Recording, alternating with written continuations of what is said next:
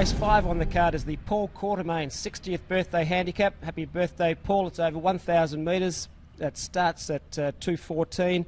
We'll go straight to the videos and Recode when he finished third on July 12. Gets underneath it inside the 350. Modello's clear. Leads bar length and a half. Smoko's still coming down the outside. Coming through Peninsula at big odds. Peninsula's raced up to Modello. Smoko's in trouble. Magnificio Celebrity Miss down the outside. Peninsula, a boil over is clear in the bowfine from Smoko. And then Magnificio. Recode is late, but Peninsula comes. The efforts from Recode there in the bowfine stakes are very impressive. It was the fastest 600 of the race with 33.92 for the last 600 there. The half length off Smoko. Smoko goes around this race at $1.10. So Recode, it doesn't get too many wins, 46 starts for 6 wins and 8 places, but it is a horse that has been consistently flashing home late with the speed in this race that we're going to see from the likes of Park Lane and It's a Merc and Blacksmith.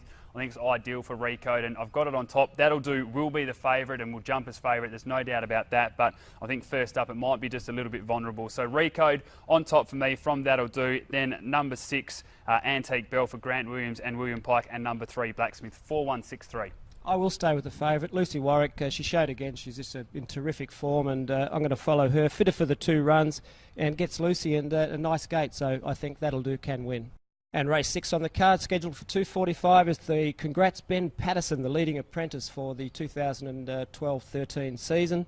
It's over 1,400 metres. The video we're going to look at is Surrendering, finishing third on July 9. Back second last on the fence. In the straight, Pure Heaven just in front. Joined by Business Secret. Pike's coming through strongly now with Synoptic. Kim Ashley's on the outside. Black Blast behind them. Surrendering's right down the outside. It's Synoptic racing up to hit the front. Surrendering giving chase with Kim Ashley. Black Blast is coming through as well. Surrendering after Synoptic. Getting through on the inside, Smarty Wilson. Black Blast, the 4 of them go to the line. Yeah, Surrendering very unlucky again there. It was probably just a little bit too far back, but you could see how quickly it flashed home, and again was the fastest 600 there. The 2 starts before that, just incredibly unlucky, and at each way odds at the moment, it's open up in Australia at $17, and I talked to Dion Luciani, and like he said, done absolutely nothing wrong and should be competitive here.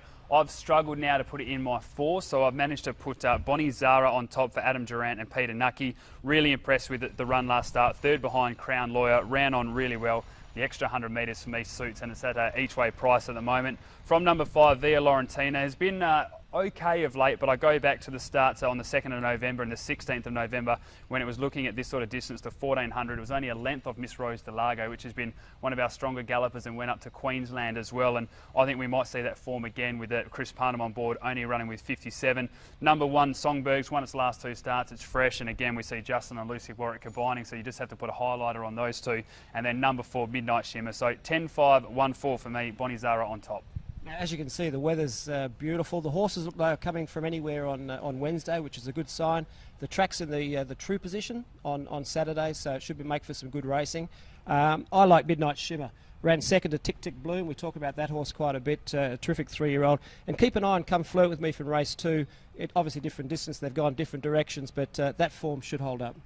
Race 7 on the card is the Congrats William Pike, leading rider again, handicap. He's a terrific rider. 3:25. It's over 1,400 metres for 3-year-olds and upwards. Good race, 78 rating points and above. And we'll look at Crown Lawyer winning on July the 12th. In the straight, Crown Lawyer the leader. Still Almighty gets up on the inside. Military Might. Sujay's getting into the clear, and right down the outside is Stag Knight, but the heavily backed Crown Lawyer's got away from them and is looking good. With 100 metres left to go, it's well clear. Great line-up for the Miners. Bonnie Zara, Sujay, now Terraforce coming through from Still Almighty, but Crown Lawyer wins it. Yeah, this is a really good race, and the replay there of Crown Lawyer, he managed to get to the front, showed the speed that the galloper has, and then kicked away at the top of the straight and couldn't be caught. And we looked at this replay the other week and we're a bit worried when Crown Lawyer was stepping up to 1,600. It obviously stays at 1,400 now for this race. I think that's a big tick for it. But the thing is, there's a few replays we could have showed here. Could have definitely showed Dreamlifter, who was very impressive last start, and Trade Down. It's won its last 3 as well. And I'm going to go with Dreamlifter. I really like this galloper. I was a big fan of it 2 starts ago when it was disappointing. It showed the form again that I expected last start, winning for Jim Taylor, the new trainer. I think it's going to go on and be very hard to beat. Number 6. 16, Trade Down, has done absolutely nothing wrong. Patrick Carberry absolutely loves this galloper. We're hearing that it might be one that we see throughout the carnival time here in Perth. From number 12, Crown Lawyer, as I said, will give the early speed. We know it can run the 1400. And then number 9, Cerise, impressing me with the trial and its 2 performances since. So, well, again, a really hard race of the day, but 10, 16, 12, 9 for me, and I've got Dreamlifter on top. Yeah, I'm with Trade Down, 3 wins on the trot, obviously super form. A bit worried about the name. It's owned by Rick Hart, the ex-president of the Dockers Football Club. Trade Down, not a terrific name. No, could have gone Trade Up. But good luck to the Dockers in the finals coming up. But Trade Down, super form, happy to follow. And race 8 on the card, scheduled the lucky last at 4:05. It's congrats Adam Durant, leading trainer handicap. It's over 1,400 metres.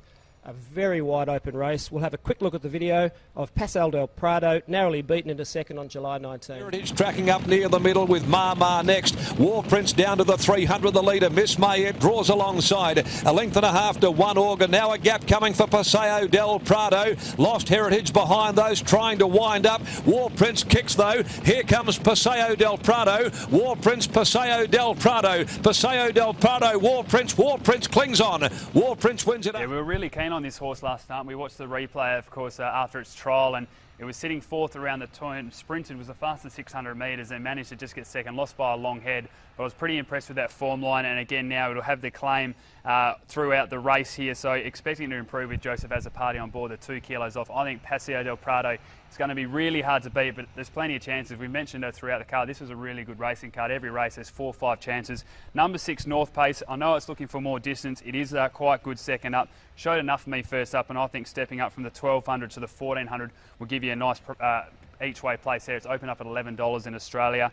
From number 2, Traded Halo, which will be flashing home late, and 13, Fonzarelli. So Paseo del Prado on top for me, 10, 6, 2 and 13. You've heard of photo bombing, very popular around the world. Edward Sadler's a video bomber. Edward from Singapore, everyone knows you down here. Welcome. Yeah, thanks, Larry. Good to be here. Good to be in Perth. You went to the races yesterday at Belmont. How was it? Yeah, really enjoyed going to the races at Belmont. My first time to the races in Perth, so good to have a look around and enjoy a day out. Now, I will say I've got a little bit of an ownership interest in the last race. You're not allowed to comment on this race, are you? With Cut Snake. That was the beauty of Singapore. You didn't own, you didn't bet, but down here it's a bit of fun. Edward, your tip for the last? Yeah, I'll go for Cut Snake, Larry. I like his recent trial. His first preparation was very good, and he's owned by a good bloke as well, I hear. So I'll tip him on top. And me. But no, it's a very open race. I hope he runs well first up, but very tough field for a Saturday, but I'm going to be enjoying it anyway. And it's open up at $18, so hopefully you're able to give us an each way tip here. And you enjoy Saturday night with the Owners Association. That should be a great night. We'll see you next week. It's going to be Adam McGrath at 89. Yep, at Adam McGrath 89 and at Perth Racing, of course. And for an update on the weather, but it does look terrific, go to perthracing.com.au. I'm Larry Foley. You're Adam McGrath. See you again next week.